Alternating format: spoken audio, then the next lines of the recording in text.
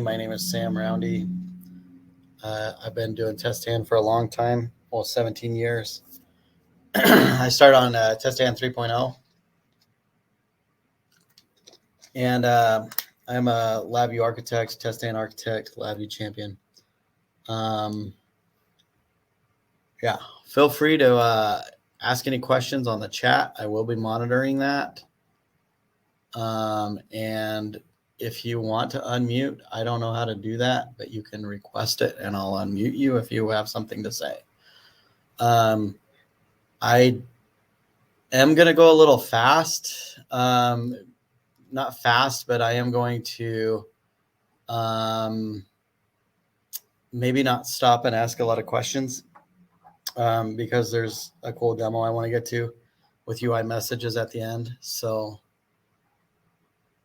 yeah, I should have put better answers in that poll, Thomas. Sorry.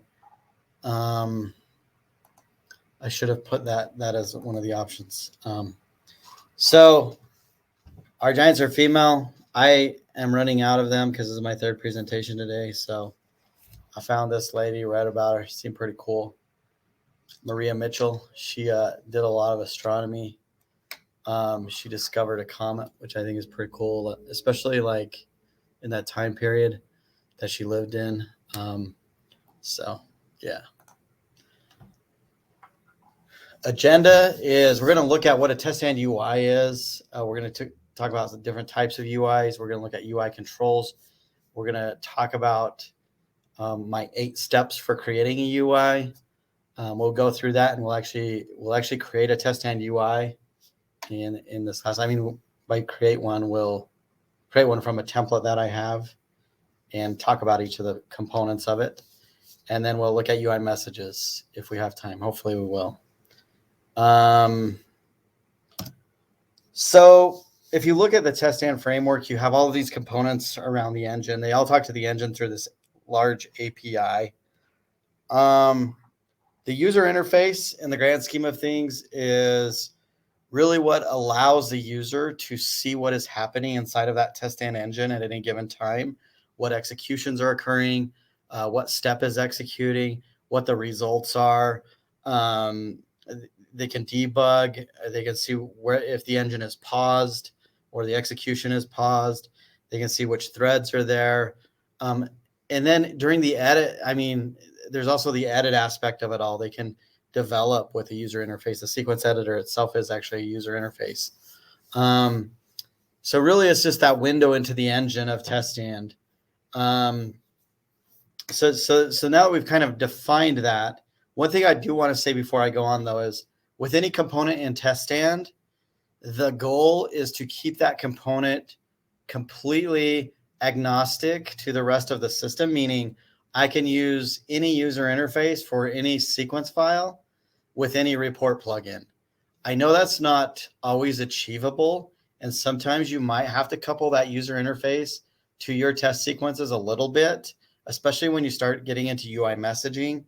But if you can kind of achieve that level of complete abstraction, then you've done a very good job of creating a user interface in TestStand.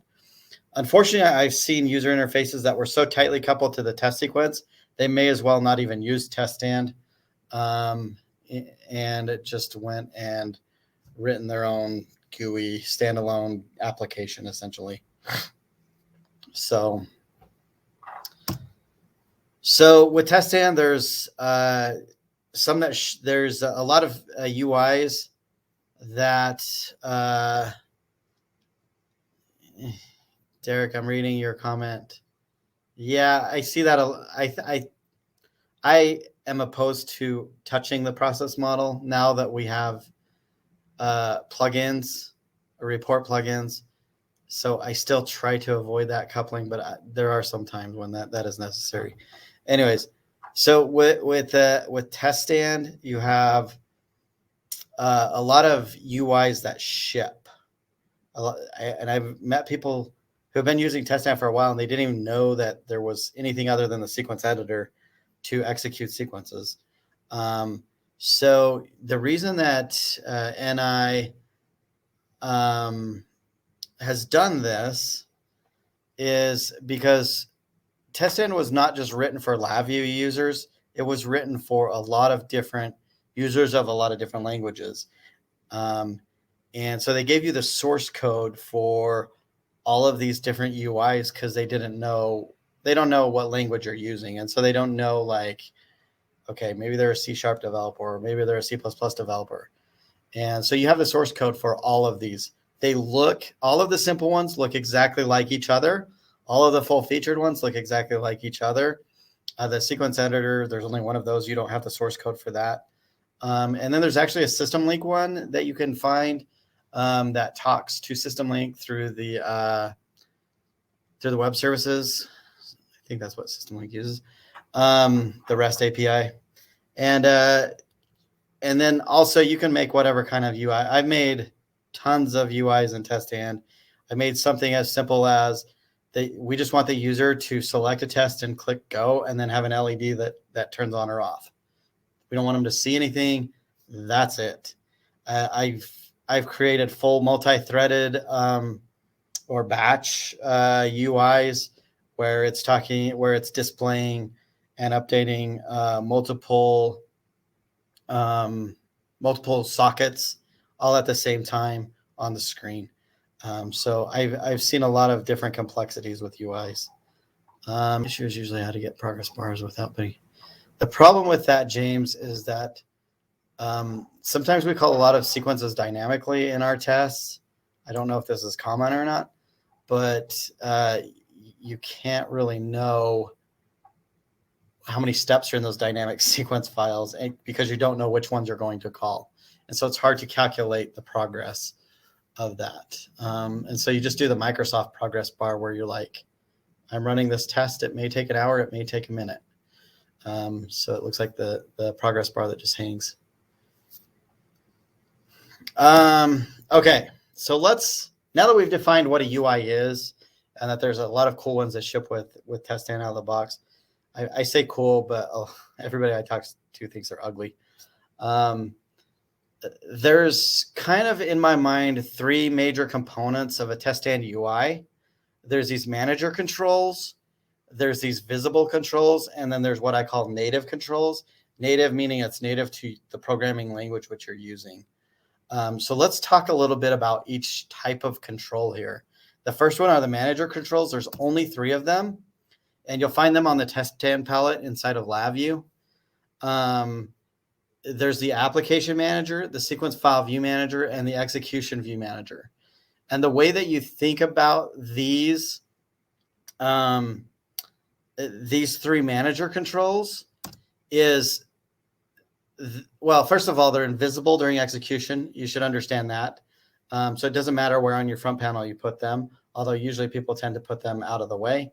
They're all ActiveX, and you connect the visible controls to them, and I'll talk about why in a minute.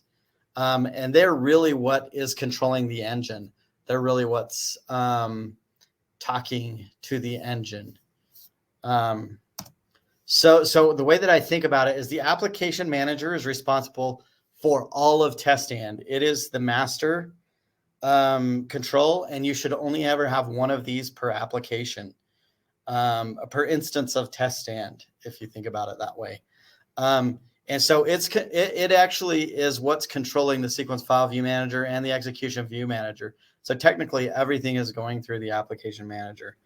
And so it's responsible for all of TestStand, the environment, your UI environment, all of that stuff. Oh, sorry. Let's talk about the other 2 before I go on. So the sequence file view manager is responsible for any sequence file that's sitting in edit time state or the edit state. And so really with TestStand, there are 3 versions of your sequence file. There's the version that resides on disk. There's the version that resides in memory, but is not executing. And then there's a copy that is executing. And so the sequence file view manager is responsible for any action that occurs when the sequence file is sitting there in edit time. meaning it's not on disk, it's loaded into memory, but it's not the execution copy. It's just sitting there. And so sequence file view knows which ones are open. It knows when to open them. It knows when to close, or it takes the close command and it closes them. It saves them. It does all of that information. It does all of that to the sequence file. Now, when you click execute on a sequence, whether it's interactive or not, it creates another copy of your sequence file and hands that off to the execution view manager. The execution view manager then takes that copy and handles that copy as it's executing. So it handles all of the threads, all of the executions, anything dealing with the sequence context as that sequence file is executing. And so if you kind of separate those three manager controls that way in your mind, then you kind of can know later when we talk about connecting other UI controls to the manager control, you know which control to connect to which manager control. And so you're like, oh, is this dealing with execution? Then I need to go through the execution view manager for that. I'm really obsessed with progress bars. All right, so there's these other controls. The second major component of a TestStand UI in my mind are what they call visible controls. Visible controls are basically not the manager controls. They're things that are displayed to the user, visible by the user, hence they're called visible. And they're all found also on the TestStand palette. There's buttons, there's checkboxes, there's combo boxes. And one thing you have to understand with these, and we'll see this when we start playing around inside of the UI, is that these can be connected to any manager control. And when they're connected to a manager control, they have completely different behavior. And how they're connected to the manager control defines their behavior. So I can take the typical just button control, and it's not like a true false button. When you place it down, so if I hop over to, I have LabVIEW open here. Yeah, I do. So if I hop over to LabVIEW and I throw down a new VI, and then I can, well, we'll go through the palette because I don't know what it's called. In Quick Drop, there's my TestStand palette. I can grab this button control. I'm going to place it down, and you go to the block diagram. It's not a Boolean. It's actually just a reference to an ActiveX component. So it's a reference to an ActiveX COM object, essentially. And then you have to connect that up to a manager control. So if I have like an application manager control here, I can actually connect that through, I think it's an invoke node that I need. Connect command. I run that in there. That's my UI object. And then I create a constant on here, and I can tell it how to connect. So if I want to do like a login button, I would choose login. Now I've connected that button as a log. It won't show it during edit time, but when this actually executes, that button will then be connected to the login functionality of the engine. And it will, if somebody's logged in and you click it, it will log somebody new in. So it knows when it's supposed to be gray. It knows when it's supposed to be disabled. It knows when it's supposed to do everything. That literally is all that you have to do for the TestStand UI or visible controls. Is just connect them up to the manager controls and then let them do everything else for you.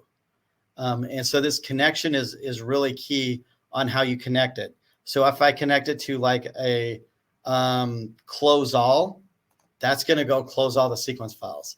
How do you do this with your own buttons? That's a great question, and we're gonna. I didn't plant you in the audience, but that's actually the next part. This just shows what I just showed you, so we don't need to go through that. So this is the native controls, and this is really what you're asking is how do I take? Thank you. How do I take a native control, and how do I perform that behavior? That one of the visible controls is like, because our customers are super picky and they're like, hey, I think that looks ugly. I want you to do it with this color scheme and blah, blah, blah, blah. Because you don't have the control to go edit these ActiveX components. And so you can't change the look and feel of those buttons. Like I can't come in here and I can't change this button to a different color. I only have very limited functionality through this property browser. So I can actually change the color, but I have to like go through like this thing. And I can change the mask color. And so you can change some of the color stuff, but it's very limited on what you can do. Like, I don't think you can put objects in there or like images in there or anything like that.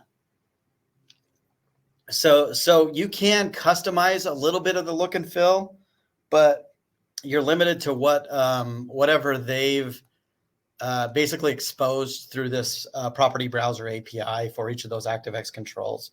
One of the big ones is with the,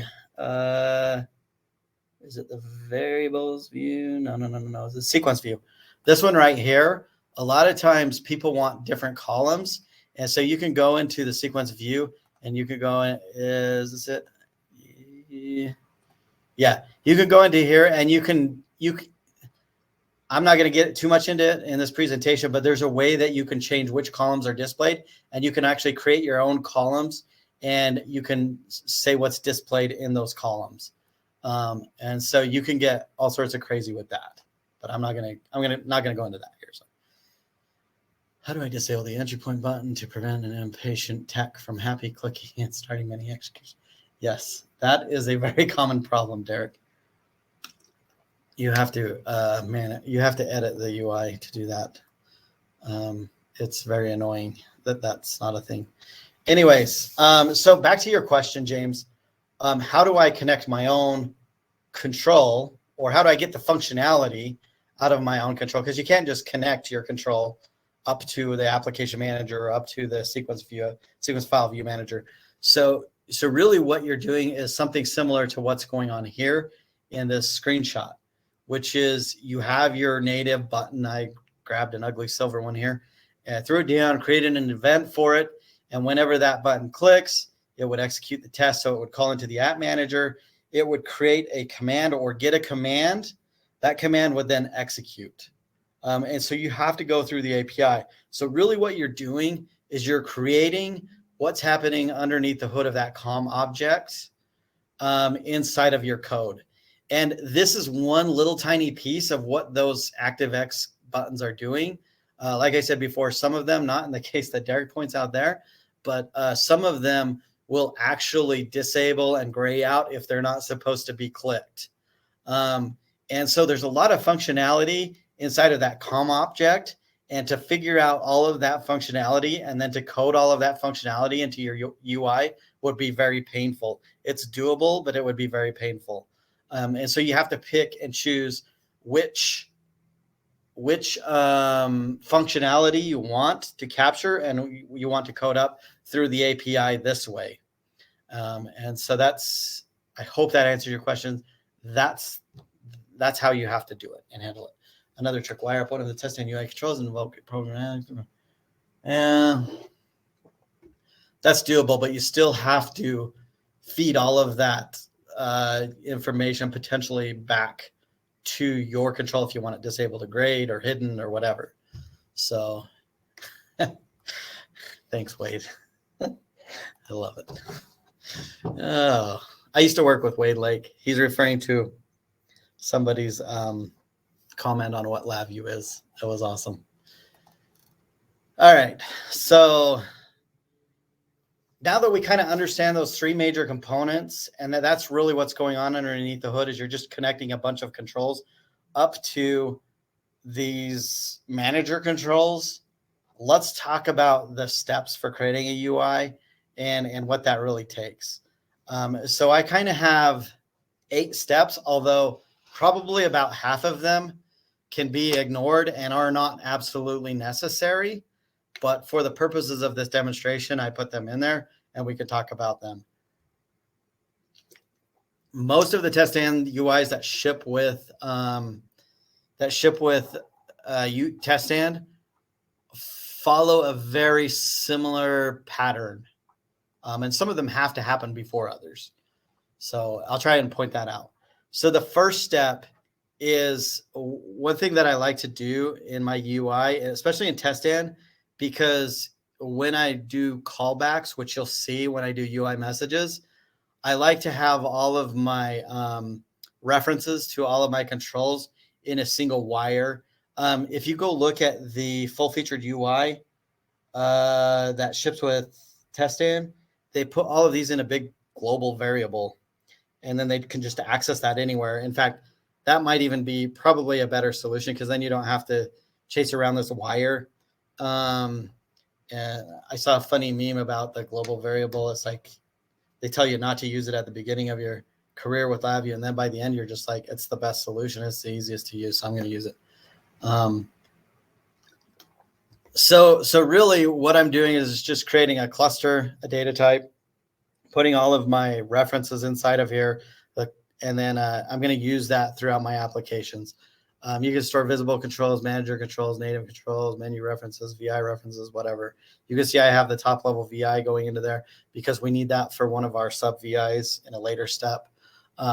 Engine is always a good thing to have in there. You don't initialize it. We'll see which step we initialize that.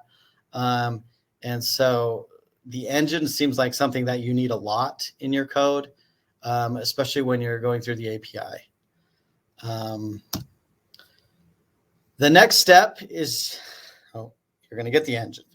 So you're going to pull that engine out of your application manager. So whenever you create an instance of an application manager, it creates an instance of the engine. And then you want to get that engine out of the application manager and put it into my UI data. Now, this step is not necessary because you can always just grab your app manager and get the engine. However, for ease of use later, I always just tend to throw it in my UI data. It's just something that I do. I could be convinced otherwise, though. Then the next very vital step is that you have to connect all of your manager controls. So you're connecting your, depending on the layout, look, and feel of your UI, you have to connect your visible controls to the manager controls and configure them properly so that they're updating, they're looking like you want, all of that. And this is how your front panel knows how to react when something in the engine is happening. Okay. And we're gonna walk through this when I open up the VI in a minute. Step number 4 is you're gonna set this as the top level VI. This is necessary because sometimes the engine will receive requests for the user to do something like on a pause or a failure or an error. It wants to bring that top level application to the forefront so that the end user can handle it. Sometimes this will get you in trouble though. Like if they're checking their email and all of a sudden that pops up in front and they hit enter and they accidentally don't see the error. That's happened way more times than I can say.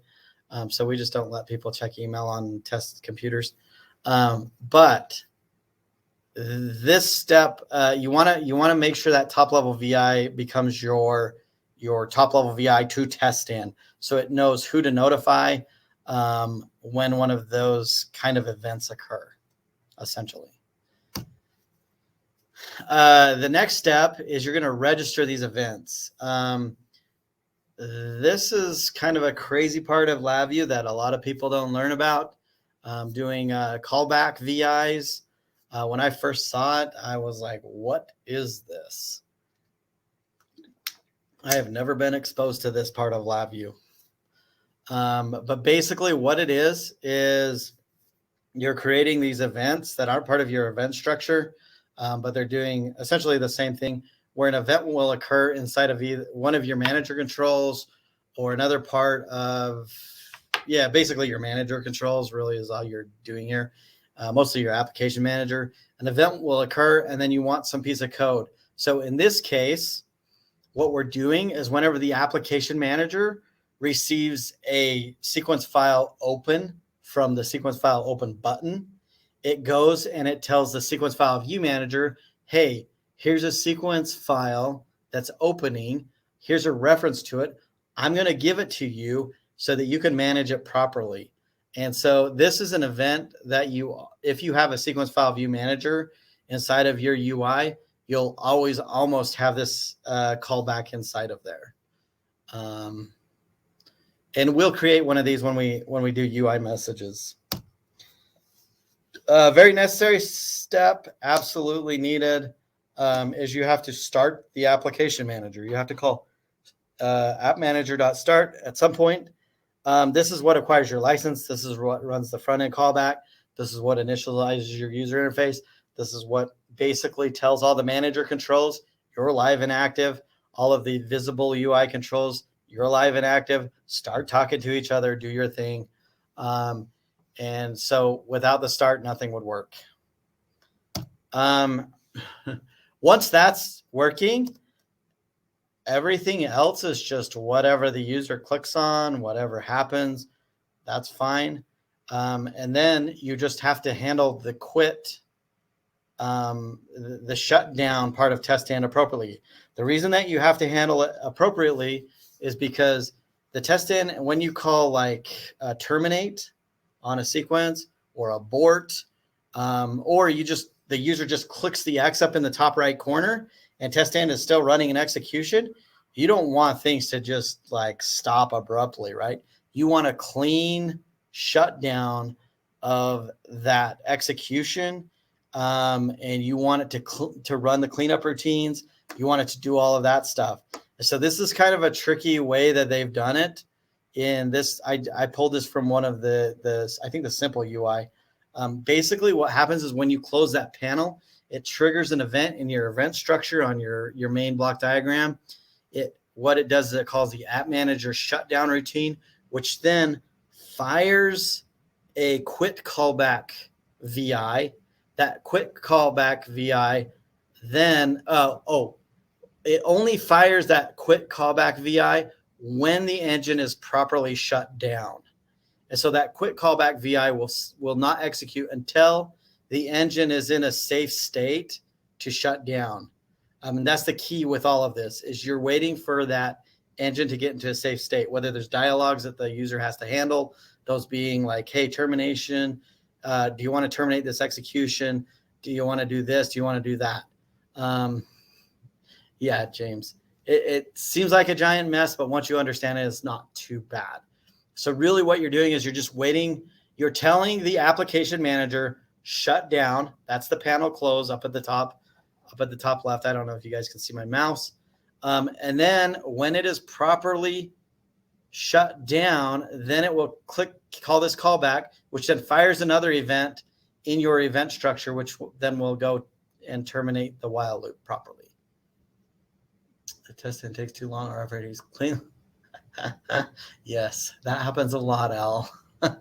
And then you have instruments in bad states, and you burn up $1 million pieces of equipment in thermal chambers, and everything goes bad.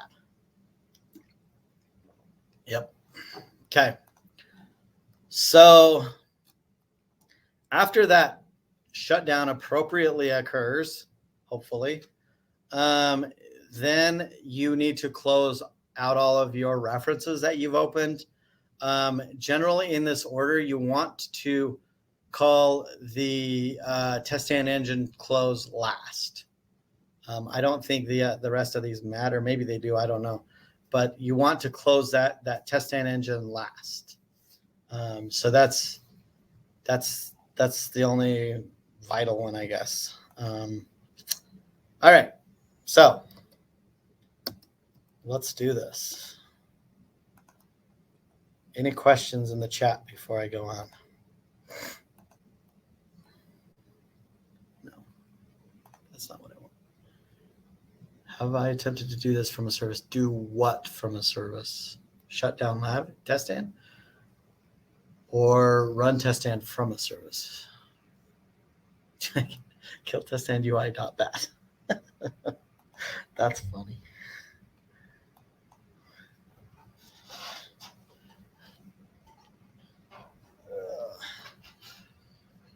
Okay, so I have a super simple TestStand UI template project template that I always use. Okay. We'll put it here. Demo GLA. Okay.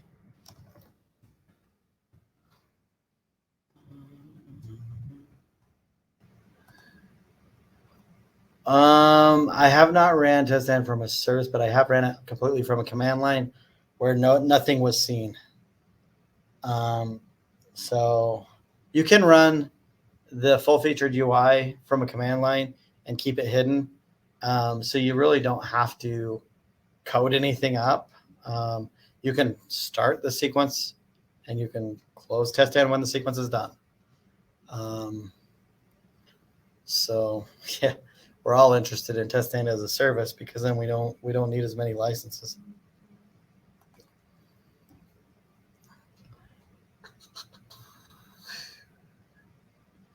I guess unless you have some other like higher level server that you want to control TestStand with. All right, so I created this project. It's got a bunch of sub VIs. We'll look at those in a minute. Done GUIs on separate machines from the engine. I don't understand that question. Have I talked between the two GUIs on separate machines from the engine? Oh, have I called a sub VI? I don't understand the question. So here's my top level VI. Very simple. I have let me turn on the context help. I have a sequence dropdown. Well, it's a TestStand UI combo box, but it's connected as displaying sequences.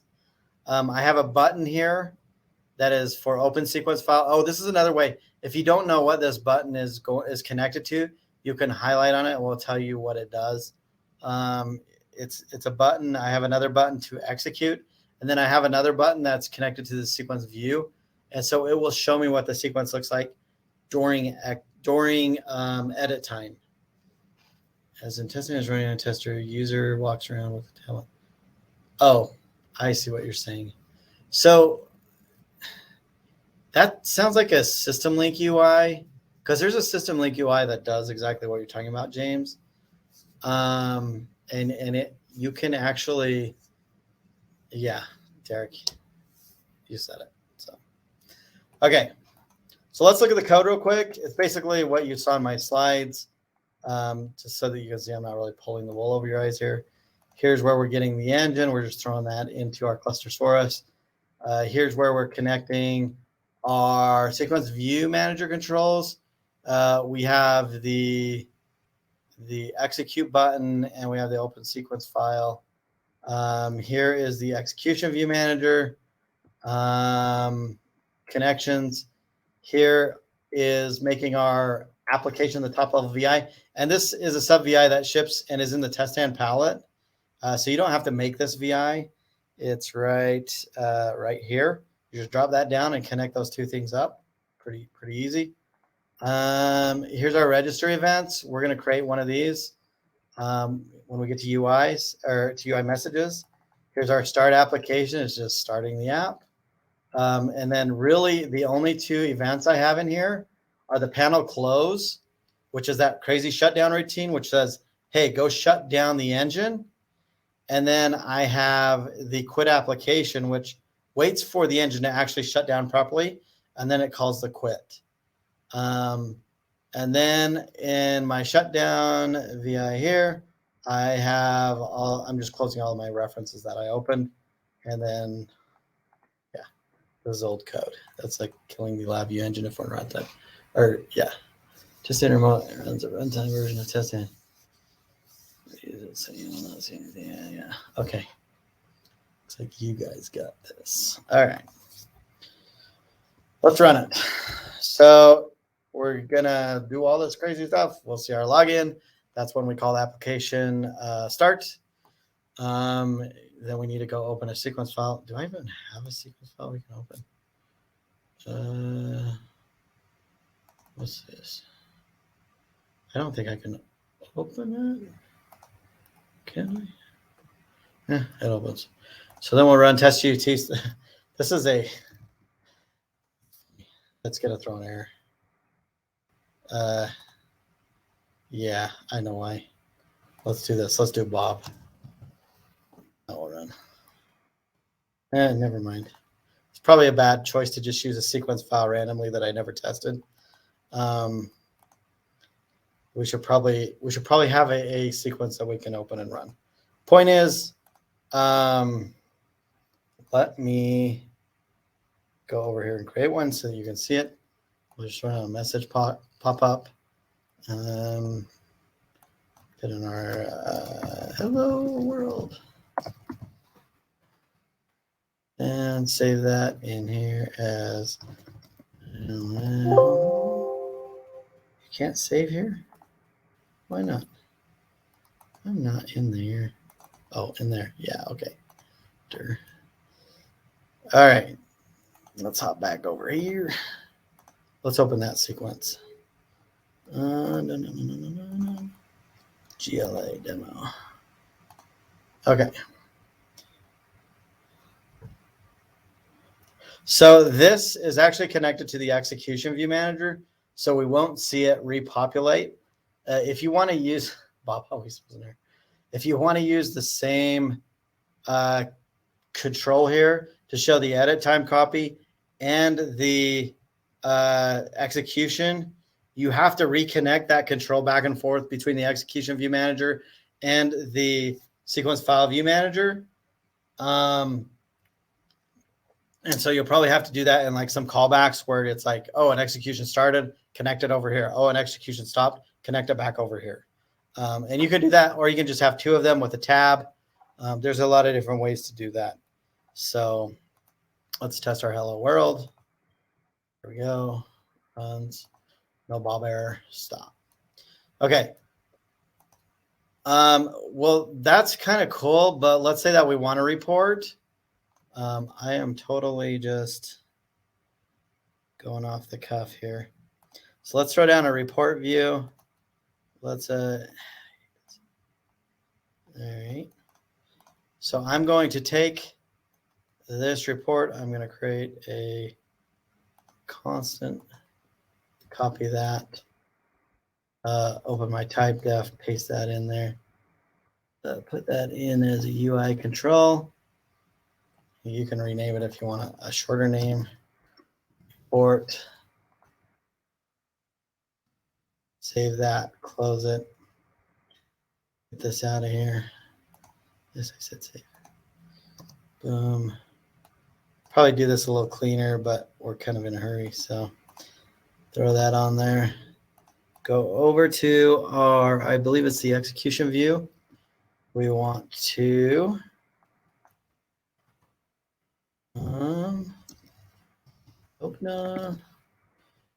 insert an invoke node into there, run that into there, choose connect report view, and we'll grab our report off of here. Pop that down into there. And I believe that's all we have to do. Save it. Why is this resizing? This is the annoying part about UI, the visible controls. They like to resize.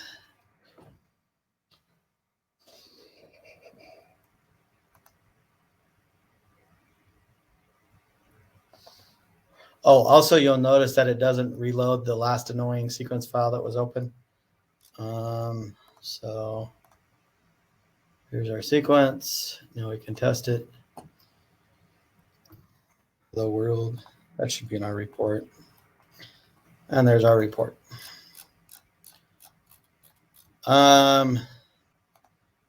You can have all the functionality. There's the viewer if you want to open it up in the viewer, all of that stuff.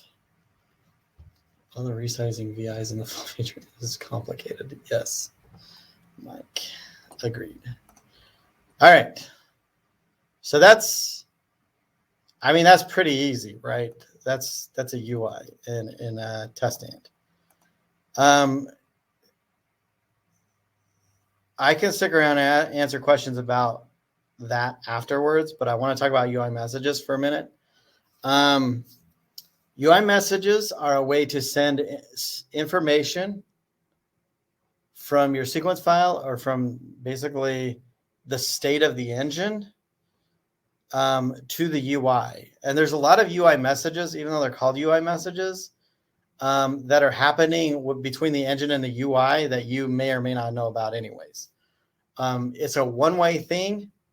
There is a way to get information from the UI back to the sequence file. If we have time, I'll go into that. I don't think we will, but if we do. But it's also using UI messages. I have not ran into issues with UI messages. If you have, I would love to hear about it. With UI messages, there's these message codes. 0 to 99999 is reserved for TestStand. You're not supposed to use those codes. If you do, it will think that it's a specific message to do a specific thing. The application manager will handle it and react and think that it's for the application manager. And then anything above 10,000 is for your user messages. Okay. So let's look a little bit more into what a UI message is.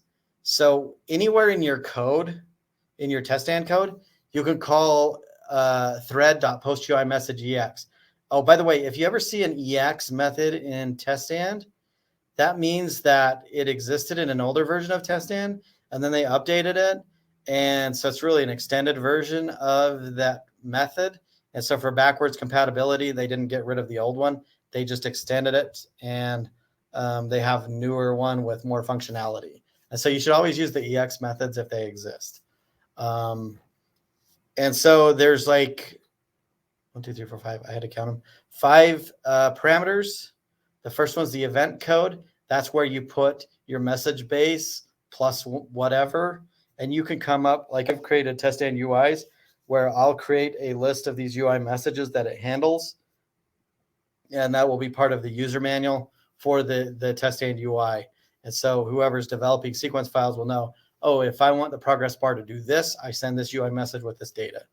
And so you're actually putting that into your documentation. That is correct, David. You can use the reserved TestStand ones to do certain functionality. The second parameter is numeric. If you have numeric data that's associated with the UI message, you put it in there. Not all of them do. Some of them do. The next one is a string. If you have any string data associated with the UI message, you can put it in there. And by the way, you can use these however you want on the receiving side in the UI. And then it's just whatever you want to define them as. The ActiveX parameter is kind of a catch-all. It's like not a numeric, not a string. It's basically any other thing that you want to pass. The most common one is I pass the sequence context, because then once I have the sequence context, and you can get the sequence context out of the thread anyways, and you'll have access to the thread when you handle the UI message. But this is just an easier way to do it. And you can just grab that sequence context, and then you can start performing functionality on the sequence context, like updating variables, moving steps around, posting funny messages to people, whatever you want to do. And then the last parameter is the synchronous one, which is basically you pass a true if you want your code to stop and wait for the UI to handle it. And this is, I think, what you can do if you run into UI message throughput. You can make them all synchronous, and then you won't send too many of them to the UI, and you won't have issues with it not handling them. If you don't care and you're just giving it and you don't care what the UI does with it, you send a false. The problem is if you do send a true, actually, no, that's not a problem, because if they're not handling that specific UI message code or that event code, it just returns automatically, and there's no issue with synchronicity anyways, so you're fine. All right. So that's on the sender side. On the receiver side, in your UI, you have to have some way to receive that message. And so you have to constantly be monitoring for messages to come in. And so there's an event you can register for, an event callback called user message that's connected to your application manager. And you can create your callback VI. And you can basically inside of your callback VI, you can get that event data. You can get the numeric data, the string data, the ActiveX data, whatever out of there. And you can do whatever you want to your front panel, to your code, whatever. I mean, you can, it's LabVIEW. You can do whatever you want inside of there, right? So, so that's the receiver side. So let's code this up real quick. So let's say we're in my UI and we want a big fancy chart. Shout out to. Okay, so we'll throw that down. We now have this waveform chart, right? I got to go add this to my data type so I can pass it around. We'll throw a waveform chart inside of there, in there. So now I have a waveform chart reference. Throw that back in there. Save that, close that. You can do it. We'll grab that. Whoa, too far. That's other references, right? Waveform chart. Create a reference. So now we have a reference to our waveform chart that we're going to be passing around to all these sub VIs. And I'll show you why that matters when we do our event callbacks. Because inside of here, oh, by the way, we got to clean that up now. So here's where you do that callback is inside of here. Before I do this though, I want to make sure that I know where I'm putting this. Is there a way to copy this? No, we'll just explore it. That'll be fine. Because I got to save a VI and I don't know where it put it through my template creator. Okay, so I'm going to drag this registry event callback down. I'm going to choose, actually I have to connect up the application manager first. I'm going to grab a user message. And this is very vital. Or, I mean, you can get away, you can fix it later, but it's a pain. You want to connect up your data cluster source into the user parameters before you create the callback VI, because whatever's connected to this terminal right here defines what is going into that callback VI. And if you don't do that properly, your callback VI won't have the right inputs. You'll have to add them manually. It's very painful to sync them up later. So I'm going to do that. And then there's this create callback VI button right here. This pops this open. So basically what I'm going to do inside of here is I'm going to unbundle this guy here. I should do an unbundle by name, huh? That's a lot easier to read.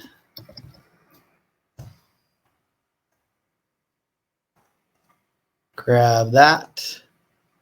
Actually, we don't want that yet. Let's do a, let's grab the event data first. Come on. Oh my gosh. Slow. There's my UI message. And then I can throw down a property node. Mike, it's crazy. It's mind blowing. So I need my event and I need my numeric data for this one. And so I'm going to have a case structure in here. And whenever that event is, and there's a way to code this up so that you can look for UI message base plus whatever. I'm going to say 10,001.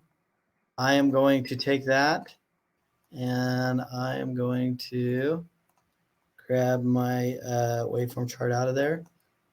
And I'm going to put a, what is it? Not an invoke node, a property node. Is that I just update the value? Is that all I have to do? Oh, come on. So I just grab that numeric data, throw it into there. That's what we'll do. How about that? So I need to save this. This is where that sub VIs, I'm going to call it Demo GLA underscore. We'll call it user message callback. I always like to put callback in the VI names just because then I know, like, hey, that's one of those weird callback things. All right, let's clean that up. Close it out. Nope, don't cancel. All right, so we have the UI done. Basically, when we run a VI, it's looking for, or a sequence, it's looking for that UI message. It's going to update the chart whenever it receives that specific UI message with whatever's in the numeric data, right? So I'm going to go back to TestStand, and I'm going to create a new sequence file, and I'm going to throw down a, let's just throw down a for loop. Let's run it like, I don't know, 10 times. Oops. And we'll put locals.i. Not, yeah, that's fine. So inside of here, I'm going to throw down a statement step. And this is where I'm going to send my UI message, right? And I'm going to call thread dot. Here's the post UI message. I keep forgetting it's called post. EX. This is going to be, it's best practice to use UI message base and then plus whatever, because if that base ever changes, then you're backwards compatible. But if you ever have a TestStand system that's around that long, then good luck. They'll never change that. They'll never run out of those. And then I'm just going to pass a random number between like 0 and 100, we'll call it. And then I'm going to pass an empty string. I'm going to pass nothing as my, not 2 I's though, as my object reference, because we're not going to pass an object. And then I don't care, so I'm going to pass a false. I don't care if the UI handles it or not. I don't care to wait for the UI, I guess I should say. And then I'm going to throw down a wait, and we'll put it at like, I don't know, 0.5 seconds. Yeah, cool. Save this in here as GLA post UI message. You can't save here, really. We'll save it here. All right. Okay, so this should run, and it just posts 10 UI messages of random numbers to that user message base plus 1, right? So there we go. Let's run it. Let's go open. We got to log in first. Make sure we have the right credentials. Post UI message, open that. Test GTs. Yeah, sure. There you go. So, I mean, that wasn't too bad, really. You can do this with any kind of LabVIEW control. You can get that feedback. You can define those UI messages however you want. You can come up with your own, like, you know, hey, I want this one to go email someone whenever they see that, you know. It's probably easier just to email it from within inside of TestStand, though, through a code module. But usually a UI message is something that the user needs to see as it's executing. So, questions in the chat, or if you want to unmute. I don't know how to do that, but I'm willing to try.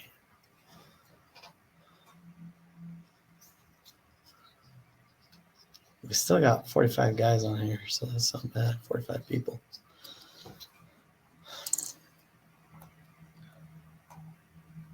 All right. Thanks, Wade. It's nice of you to say. That is it. UI messages can be received by multiple areas, so it was useful when creating modular UIs. Okay. Oh, you're meaning that you can do the UI message callback in different spots, and they can all look at them. Yeah, that's a good idea, Dave. Makes sense. Still wish we could get some good data from NI on a lot of this. Yes. Oh, one thing I actually like the TestStand Help. I'm sorry your experience isn't as, so you can go look up UI message codes inside of here. You can see all of the codes that are out of the box. The other thing though is you can go to like the sequence view. Is this it? Yeah, yeah, that's not it. Sequence view connections. No, where is it? Sequence file view manager right here. This guy. Yeah, come here. So this is how you have to find out like how to connect. Well, what can connect to the sequence file view manager? Where is it? Is you have to look through here and see. So here's the things that you can connect to that. You can go view the application manager. Where is it? So you can see what connections are available for that. There's a lot of them. So yeah, it gets all sorts of crazy. And then once you actually click on like connect command, there's command kinds, which show you all of the different things that you can connect. And this page right here is super helpful in determining which manager controls can use which command connections and all of that stuff. So I use this page a lot when I'm creating UIs. So just go to the forums. Or has answered. Yes, possibly. That Gigawax guy. Derek, do you have like a library that you use then? Because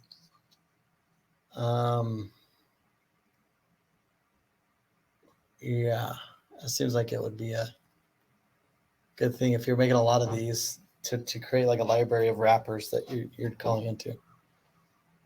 Ah, nice.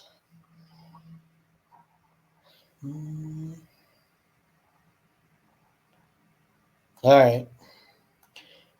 Some stuff broke TS for us, yes.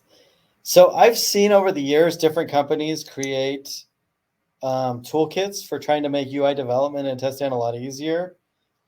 In my opinion, I've not seen one that I would use on a regular basis, only because everybody has unique problems they're trying to solve, it seems like. And sometimes a lot of the libraries that people make are super specific. And it's, unless you can get into the source code and muck around with it, it's not super helpful to have that library. And so at that point, it's like I may as well just create it from scratch. So, or use my existing stuff. I'm afraid to click on this link, Derek.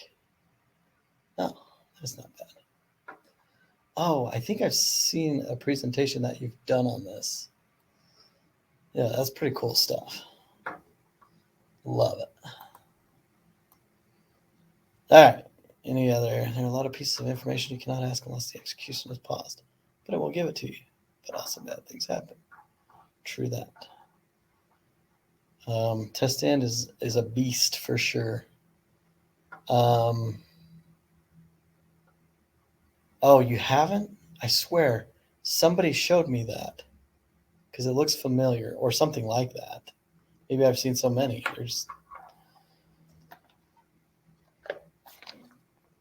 Cool. Any other questions, comments? I'll stick around for a few minutes if anyone wants. I know we're right up against the next hour, so I don't want to take, too much. Don't want to take your time if you're planning on another presentation. So thank you. Thanks for participating. I'm sure this is recorded.